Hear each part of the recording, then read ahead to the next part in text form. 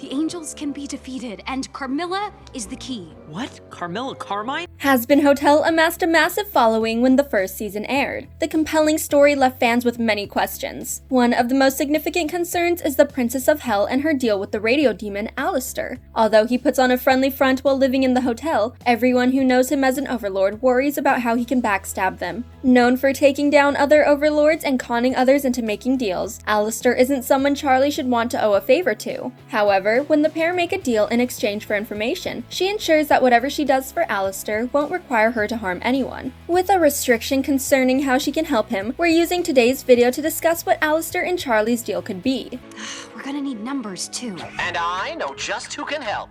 As long as Charlie can be her normal, charming self. Number 1. Freeing Alastor. Although he's a prominent overlord with a well-known reputation, Alastor has found himself locked in a deal that he's desperate to escape from. We first learn about this contract because Husk dares to mention it in Dad Beat Dad. He claims that Alastor is also on a tight leash to someone else, causing Alastor to lash out and threaten him in retaliation. His extreme reaction indicates that Husk's claims were correct and that he's not happy with his current situation. Convincing Alastor to sell his soul would be no small feat, so the person responsible must have caught him in a corner. Nevertheless, Alastor continues to operate freely throughout the season, and we see nothing of the person controlling him. However, Alastor nearly loses his life during his fight against Adam in The Show Must Go On. When he flees the battle to save himself and tend to his wounds, the audience witnesses him in a rare moment of vulnerability. Alastor feels enraged about what he nearly lost in the name of friendship, blaming it on the contract he's bound to. While he doesn't explain his contract, he indicates how restrictive it is of his freedom. Alastor shows his desperation to escape the control of whoever has his soul, stating that his contract must have a backdoor or loophole he could use. We know from Mimsy's story in Dad Beat Dad that overlords can overthrow one another. In Alastor's case, he did so to gain the power of those who came before him. We can only assume that he obtained the souls and contracts once belonging to the overlords he defeated. Charlie may not be an overlord, but she holds a position of power over them as the Princess of Hell. Alastor could ask Charlie to free him from his current contract, allowing him free will once more. Many fans speculate that Alastor has made a deal with Charlie's missing mother, Lilith. The two demons went missing from Hell simultaneously, and although Lilith has yet to return, Alastor put his time and energy into assisting the Hazbin Hotel.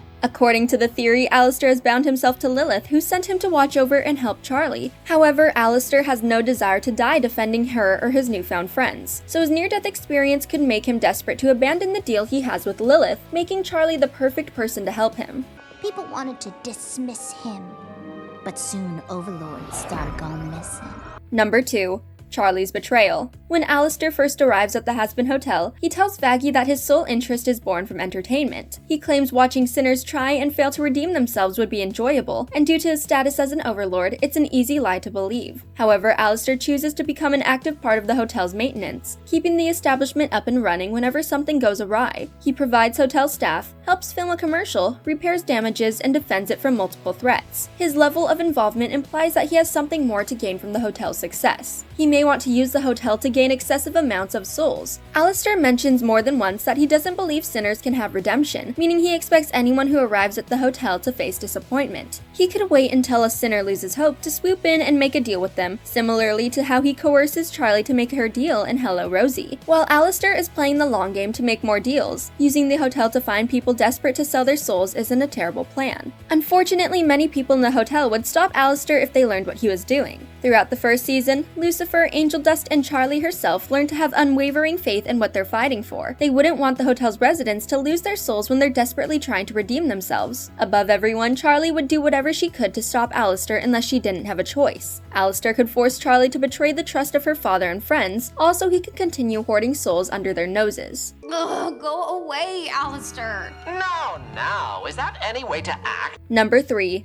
Gaining power. While using the Hazbin Hotel to gain an abundance of souls sounds like a good idea, Alastor could take a more nuanced and political approach to elevating his status. In Hello Rosie, Charlie is at her lowest. She doesn't know how to proceed when Heaven refuses to stop the upcoming extermination, and she wallows in fear about Adam's upcoming attack. Alastor waits until Charlie would be desperate to approach her with an uncharacteristic friendliness. When he knows her position on the situation and how likely she is to take a risk, he lets it slip that he knows how to kill angels. Naturally, Charlie agrees to make a deal for the information, but that's just the start of Alastor's plan. After telling Charlie how to kill angels, he takes her on a completely separate venture to Cannibal Town, where he introduces Charlie to his close friend Rosie. As a fellow Overlord, Rosie must have experience conning other people to get what she wants. Alastor also values Rosie, as he tells her his true intentions with Charlie. According to Alastor, he hopes to harness Charlie's power, helping her grow as the Princess of Hell. In doing so, he always ends up on the winning side. It sounds like he plans to become her silent confidant or someone whispering in her ear to advise her decisions. Alastor has already begun the process of becoming an essential ally for Charlie. He introduces her to Rosie, someone who helps her overcome her relationship troubles and provides her with an army to stand against Adam. Throughout the episode, Alastor remains optimistic and supportive, even allowing Charlie to use his microphone cane while giving her speech. After his supposed death in The Show Must Go On, Charlie is thrilled to see his return, symbolizing this by hugging him. Charlie will continue to rely on and depend on Alastor. He has given her no reason to be suspicious of his behavior. Alastor may cash in on her favor when she's backed into a corner, using their unique relationship and Charlie's power to benefit himself. He could advise her to make a difficult decision as the Princess of Hell, which he could twist into something that gives him more power. Well, your cannibals help at least to fend off the attack.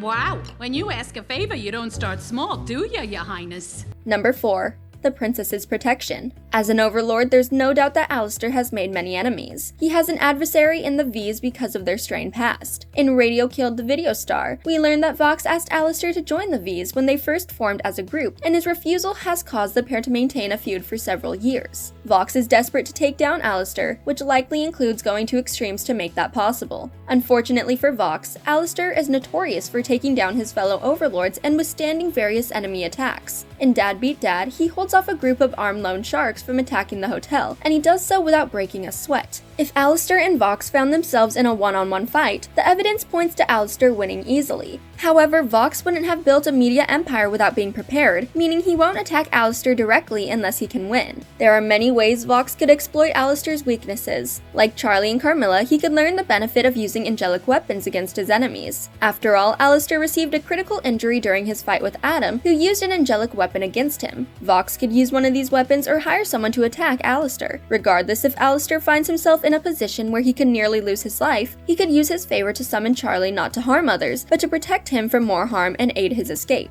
Have to disagree with you there.